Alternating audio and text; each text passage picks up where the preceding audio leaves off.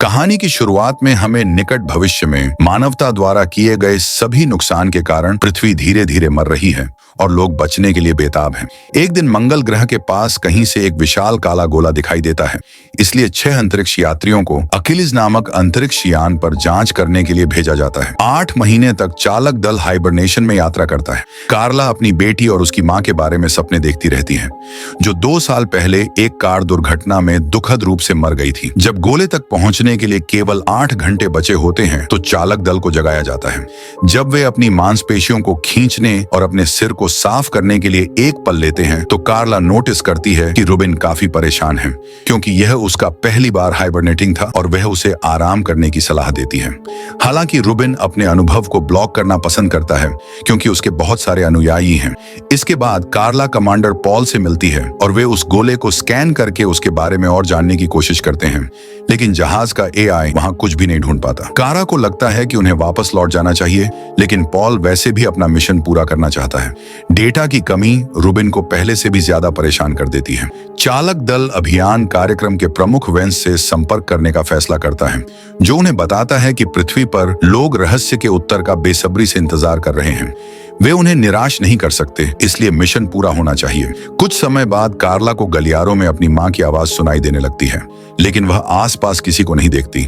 उसी समय रुबिन अपने कमरे में खौफनाक फुसफुसाहट से चौंक कर जाग जाता है। जब कार्ला अपने कमरे में पहुंचती है तो वेंस उसे वीडियो कॉल करता है और कहता है कि वह उसके बारे में चिंतित है, क्योंकि वह तनाव में दिख रही है। जैसे ही कार्ला उसे आश्वस्त करती है कि वह ठीक है, कॉल अचानक कट जाती है और जहाज का एआई घोषणा करता है कि गोला विसंगति पैदा कर रहा है। कार्ला मुख्य डेक पर दौड़ती है और रहस्यमयी गोले को जहाज पर प्रकाश की एक बहुत तेज किरण फेंकते हुए पाती है, जो सिस्टम में विभिन्न समस्याओं का कारण बन रही है। बाकी चालक दल भी डेक की ओर दौड़ता है और तेज बताता है कि प्रकाश जहाज को यह दिखाने का एक तरीका है कि उसे कहां जाना है। जैसे जैसे जहाज करीब आता जाता है, एआई गोले से आती हुई आवाज को उठाता है। जब कार्ला इसका विश्लेषण करती है तो वे एक संदेश को डिकोड करते हैं, जिसमें बार बार ड्यूस लिखा होता है, जिसका लैटिन में अर्थ भगवान होता है।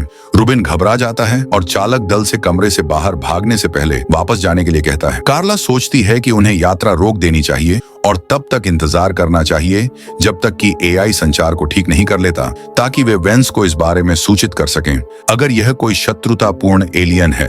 लेकिन पॉल तय करता है कि वे चलते रहेंगे। इसके बाद क्रू ने रुबिन की जांच की और उसे गलियारे में रोते हुए पाया। वह अभी भी घबराया हुआ है और कहता है कि यह प्रकाश ईश्वर द्वारा भेजा गया न्याय दिवस है, जिसे वह जानता है क्योंकि आवाजों ने उसे ऐसा बताया था। रुबिन ने जाने से पहले मिशन को फिर से रद्द करने के लिए कहा। फिर क्रू ने अपने सिद्धांतों पर चर्चा की और उल्फ ने सोचा कि यह पता लगाना उनका कर्तव्य है कि यह गोला क्या है। अगर यह पता चला कि यह कोई एलियन है जो उन्हें परेशान कर रहा है तो वे इसे उड़ा सकते हैं। पॉल कैमरों पर इसका अनुसरण कर रहा है और उल्फ को डेक पर बुलाता है और उसे बताता है कि वह फिर कभी चीजों को उड़ाने का जिक्र न करे। जब जहाज गोले तक पहुंचने वाला होता है तो कार्ला और रुबिन दोनों को फिर से आवाजें सुनाई देने लगती हैं। उल्फ कार्ला को अपने कमरे में ले जाता है और वह बताती है कि कार दुर्घटना के बाद से उसे सिरदर्द हो रहा है, लेकिन वह आवाजों का जिक्र नहीं करती। उनकी बातचीत को तेज ने बाधित किया, जिसने उन्हें बताया कि रुबिन गायब है। उल्फ की उसके स्वास्थ्य के बारे में चिंताओं को नजरअंदाज करते हुए कार्ला खोज में शामिल हो जाती है। टीम अलग हो जाती है और तेज कार्गो बे की जांच करता है। कुछ कंटेनरों के पीछे छिपा हुआ रुबिन रोशनी से घिरा हुआ है, क्योंकि वह अपने सिर में आवाजों को खुश करने के लिए एक अनुष्ठान कर रहा है। उसकी त्वचा पर कई धार्मिक प्रतीक उकेरे जा रहे हैं।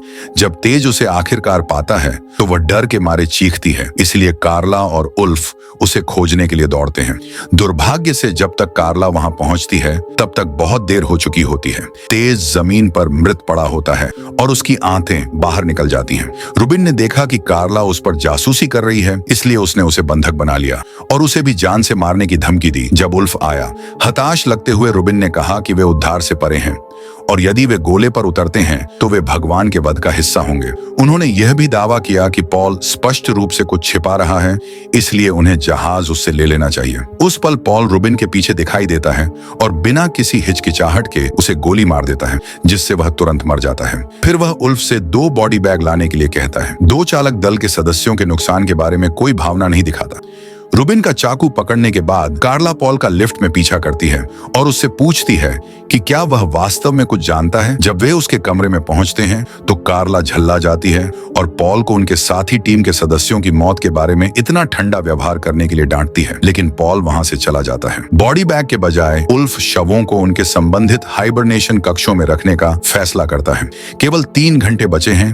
गोले तक पहुंचने के बाद चालक दल मुख्य अकिलिस फ्रेम को अलग कर देता है और गोले में आसानी से नेविगेट करने के लिए एक छोटे जहाज में रहता है। कार्ला गोले पर किसी तरह की संरचना को नोटिस करती है, लेकिन समझ नहीं पाती कि यह क्या है। जब जहाज आखिरकार गोले पर उतरता है तो संचार फिर से काम करना शुरू कर देता है और चालक दल को वेंस का फोन आता है। वह उन्हें सूचित करता है कि कार्ला द्वारा देखी गई 10,000 अज्ञात संरचनाएं पृथ्वी पर दिखाई दी हैं, लेकिन वे आक्रमण नहीं करती हैं। वेंस को यकीन है कि इसके पीछे गोला है और वह चाहता है कि चालक दल जल्द से जल्द रहस्य सुलझाए। पॉल ने उल्फ और कार्ला को जांच करने के लिए बाहर जाने का आदेश दिया, लेकिन सीन ने बताया कि उन्हें जाने के लिए एक वैज्ञानिक और स्वयंसेवकों की भी आवश्यकता होगी। तीनों सूट पहनते हैं और जहाज छोड़ देते हैं, जबकि पॉल उन्हें कैमरों पर देखता है। गोला पूरी तरह से अंधेरा है, इसलिए वे दूर तक नहीं देख सकते और कार्ला का स्कैनर कुछ भी नहीं पकड़ सकता। जब वह जमीन को छूती है तो वह कहती है कि यह पृथ्वी पर झात तत्व नहीं है। पॉल उन्हें संरचना की जांच करने के लिए भेजता है और करीब से देखने पर उन्हें पता चलता है कि यह एक द्वार है। अचानक द्वार के अंदर एक चमकदार रोशनी चमकने लगती है, इसलिए उल्फ संरचना के बाकी हिस्सों को बेहतर ढंग से देखने के लिए एक फ्लेयर फायर करता है। वे इवेंट होराइजन के रूप में जाना जाने वाला एक प्रतीक देखते हैं, जो एक सीमा का प्रतिनिधित्व करता है जिसमें घटनाएं किसी पर्यवेक्षक को प्रभावित नहीं कर सकती हैं। कार्ला इसे अस्तित्व का अंत कहती है और द्वार को स्कैन करती है, यह पुष्टि करते हुए कि यह गोले के समान सामग्री से बना है। उस क्षण चालक दल को एक अजीब सी आवाज सुनाई देती है जो निर्वात में संभव नहीं होनी चाहिए। पॉल उन्हें बताता है कि जहाज के एआई ने एक ट्रांसमिशन उठाया है और इसे उनके संचारकों के माध्यम से उन्हें भेज रहा है। यह ट्रांसमिशन कहता है, स्वागत है। जब प्रकाश तेज चमकने लगता है तो गेट के बीच में एक महिला दिखाई देती है। महिला अपने दिमाग से संदेश भेज रही है और एआई उन्हें चालक दल के लिए अनुवाद करता है, जिससे पता चलता है कि यह प्राणी सभी अस्तित्व के निर्माता के लिए बोलने का दावा करता है। यह निर्माता एक चेतावनी के रूप में और मानवता को एक विकल्प देकर मदद करने के लिए आया है। जो लोग गेट में प्रवेश करेंगे उन्हें शाश्वत शांति मिलेगी और उन्हें रास्ता दिखाने के लिए कार्ला को चुना गया था। गेट के अंदर वे सभी दुख और दर्द का अंत पाएंगे, लेकिन जो लोग प्रवेश नहीं करना चुनते हैं वे तब मर जाएंगे जब गोला पृथ्वी पर पहुंचकर उसे नष्ट कर देगा। अचानक महिला कार्ला की मां में बदल जाती है और उसे बताती है कि कोई गेट के अंदर उसका इंतजार कर रहा है। हैरान कार्ला रोशनी में चलती है और कार दुर्घटना के बारे में फ्लैशबैक देखती है और फिर खुद को सुनहरे शहर के पास पाती है, जिसके सिर पर दुर्घटना का घाव अभी भी ताजा है। उसकी बेटी वहां है और कार्ला उसकी ओर दौड़ती है, लेकिन इससे पहले कि वे फिर से मिल पाते, कार्ला जहाज में एक मेज पर जाग जाती है। द्वारा पढ़ने के बाद कार्ला उल्टी करती है और आश्चर्य करती है कि वह वहां कैसे पहुंची। उल्फ ने बताया कि जब वह गेट से बाहर आई थी तो वह मुश्किल से खड़ी हो पा रही थी, इसलिए वह उसे वापस जहाज पर ले आया। दुर्भाग्य से शॉन नहीं पहुंच पाया। उनकी बातचीत वेंस के कॉल से बाधित होती है, जो सभी विवरण जानना चाहता है। कार्ला उसे सुनहरे शहर के बारे में बताती है और इसकी तुलना यरूशलेम से करती है, जिसके कारण उल्फ इसे स्वर्ग कहता है। वह अपने परिवार का उल्लेख नहीं करती है, यहाँ तक कि जब वेंस लगातार सवाल पूछता रहता है तब भी वह उस पर विश्वास नहीं करती है जब वह कहती है कि उसने कुछ और नहीं देखा। कॉल खत्म होने के बाद चिढ़कर पॉल कमरे से बाहर चला जाता है और कार्ला शॉन की मौत के बारे में पूछती है। उल्फ बताता है कि उसका सूट फट गया था और कार्ला को यकीन नहीं होता क्योंकि उनके सूट ऐसे मटेरियल से बने होते हैं जो टूटते नहीं। फिर उल्फ कहता है कि शॉन ने अपने दस्ताने को सही तरीके से सुरक्षित नहीं किया और उसने डिकम्प्रेस किया, लेकिन कार्ला इस पर भी विश्वास नहीं करती क्योंकि शॉन एक बहुत ही अनुभवी खोजकर्ता था। बहुत ही संदिग्ध उल्फ उसे याद दिलाती है कि हर कोई गलती करता है और उसे आराम करने के लिए कहती है। कार्ला फिर से गोले का पता लगाना चाहती है, लेकिन उल्फ उसे बताती है कि जहाज पहले ही निकल चुका है और उसका पीछा करती है। जब वे बिना कैमरों वाले गलियारे में पहुंचते हैं तो उल्फ कार्ला से पूछता है कि उसने गेट के अंदर वास्तव में क्या क्या देखा तो वह उसे अपने परिवार के बारे में बताती है।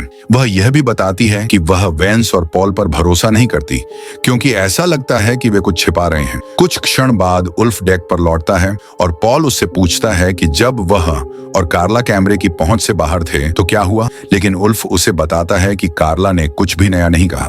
पॉल को संदेह होता है और वह उल्फ को उसके आदेशों का सम्मान करने की याद दिलाता है। एक बार जब जहाज गोले की कक्षा से बाहर हो जाता है तो एआई घोषणा करता है कि चालक दल को 1 घंटे में हाइबरनेट करने के लिए तैयार रहना चाहिए। रूबिन का चाकू पकड़ने के बाद कार्ला पॉड्स में जाती है और शॉन के शरीर की जांच करती है, विशेष रूप से उसके सूट की। इसके बाद वह चाकू से पॉल के कमरे का ताला तोड़ती है और सुराग खोजने के लिए अंदर जाती है। पॉल उसे सुरक्षा कैमरों पर देखता है और उल्फ को उसके पीछे भेजता है। पॉल के कमरे में कार्ला को एक बंदूक और कुछ बहुत ही दिलचस्प फाइलें मिलती हैं। फाइलें पढ़ने के बाद अब उसे पता चला कि वह एक पूर्व एलीट कोर सैनिक है और पहले सबसे अच्छा होने के लिए जाना जाता था। हालांकि उल्फ बताते हैं कि अतीत में छोड़ दिया गया था और कसम खाता है कि वह गोले के बारे में कुछ भी नहीं जानता है। कार्ला उल्फ को मुख्य डेक पर वापस जाने के लिए मजबूर करती है, जहां वह बंदूक पॉल पर तानती है। वह बताता है कि यह विद्रोह है और सजा मौत है, इसलिए कार्ला यह बताकर जवाबी कार्रवाई करती है कि शॉन को गोली लगने से मारा गया था। वह सोचती है कि उल्फ ने ऐसा किया क्योंकि वह एक हिटमैन हुआ करता था। तनावपूर्ण क्षण को वेंस के एक कॉल से बाधित किया जाता है, जो वादा करता है कि वह उसका दुश्मन नहीं है और दावा करता है कि उसके सभी वैज्ञानिकों का मानना है कि उसने वास्तव में स्वर्ग देखा है। वह एक वीडियो भी चलाता है जिसमें पृथ्वी पर लोग सड़कों पर इकट्ठा होते हुए दिखाई देते हैं। वेंस द्वारा प्रसारित गोले के फुटेज को देखने के बाद ग्रह छोड़ने के लिए बेताब है। कार्ला सदमे में रह जाती है। कुछ संघर्ष के बाद कार्ला उसे धक्का देकर दूर धकेल देती है और उसे मारने के लिए सीने में गोली मार देती है। फिर वह देखती है कि लड़ाई के दौरान उसे चोट लगी है और उसके पेट से खून बह रहा है। वेंस के फोन काटने के बाद कार्ला ने बंदूक उल्फ पर तान दी, जिसने स्वीकार किया कि उसने सीन को मारा था। हालांकि वह उसे मारना नहीं चाहता था क्योंकि वह भी गोले के बारे में सच्चाई जानना चाहता था और उसने क्या देखा। उस पर भरोसा करने का फैसला करते हुए कार्ला ने उल्फ को उसे अस्पताल ले जाने और उसके घाव पर पट्टी बांधने दिया। एक बार जब वह बेहतर महसूस करने लगी तो कार्ला ने स्वीकार किया कि वह गोले में वापस जाना चाहती है, लेकिन वेंस ने एआई को नियंत्रित किया। उल्फ ने खुलासा किया कि उसके पास एआई को ओवरराइड करने का कोड है, लेकिन उन्हें एडी को छोड़ना होगा क्योंकि अकिलीज मैन्युअल रूप से नियंत्रित करने के लिए बहुत बड़ा है। वे मुख्य प्रणोदन खो देंगे और पृथ्वी पर वापस आने में उन्हें 5 साल से अधिक समय लगेगा।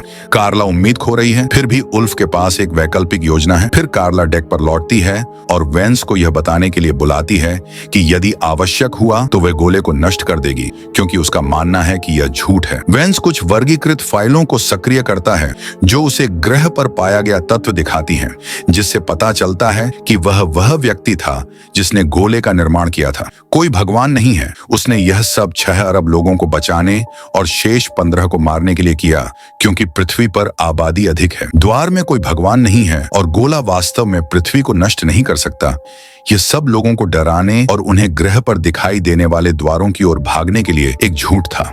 उन्हें लगा कि वे स्वर्ग में प्रवेश कर रहे हैं, लेकिन वे वास्तव में अपनी मौत की ओर जा रहे थे। कार्ला को समझ में नहीं आता कि यह उसे अपने परिवार की आवाज कैसे सुना सकता है। इसीलिए वेंस स्वीकार करता है कि उसने दुर्घटना के बाद उसके सिर में एक चिप लगाई थी, जो उसकी गलती भी थी। यह सब कार्ला को इस यात्रा के लिए प्रशिक्षित करने की उसकी योजना का हिस्सा था। रोती हुई कार्ला वेंस को राक्षस कहती है और एक कहानी सुनाती है जो उसकी माँ उसे बताया करती थी कि हर किसी को जीवित रहने का मौका मिलना चाहिए। उस समय उल्फ उससे संपर्क करता है और घोषणा करता है कि उसके हाथ अकिलीज के कोर पर हैं। वेंस को पता चलता है कि दोनों गोले को नष्ट करने की योजना बना रहे हैं और एआई को जहाज के ऑटो डिस्ट्रक्ट सीक्वेंस को शुरू करने का आदेश देता है। अलार्म बजने लगते हैं और एआई घोषणा करता है कि अकिलीज 3 मिनट में फट जाएगा। कार्ला गुस्से में होलोग्राम मशीन पर गोली चलाकर वेंस की कॉल खत्म करती है और फिर उल्फ से संपर्क करती है, जो उसे मुख्य जहाज को विशाल कार्गो संरचना से अलग करने का कोड देता है। उल्फ अभी भी लिफ्ट में फंसा हुआ है, जो इतनी तेजी से नहीं चलती कि वह समय पर मुख्य जहाज पर वापस आ सके।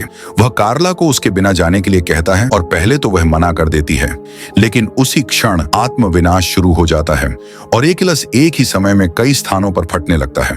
कार्ला के पास जहाज को अलग करने के अलावा कोई विकल्प नहीं होता और वह डर के मारे देखती है कि कैसे सभी विस्फोट मुख्य संरचना को नष्ट कर देते हैं, ये सोचकर कि उसका दोस्त मर चुका है।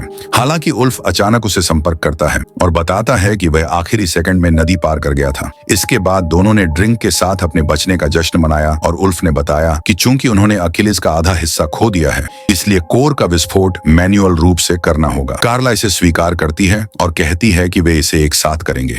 हालांकि जब जहाज गोले पर उतरता है, उल्फ अपने पीछे का दरवाजा बंद कर लेता है और कार्ला से पृथ्वी पर वापस जाने को कहता है ताकि वह सभी को सच्चाई बता सके। कार्ला जहाज पर चली जाती है और उल्फ के साथ अंतिम अलविदा कहती है, जो तब तक इंतजार करता है जब तक जहाज कोर को विस्फोट करने और गोले को नष्ट करने के लिए पर्याप्त दूर न हो जाए।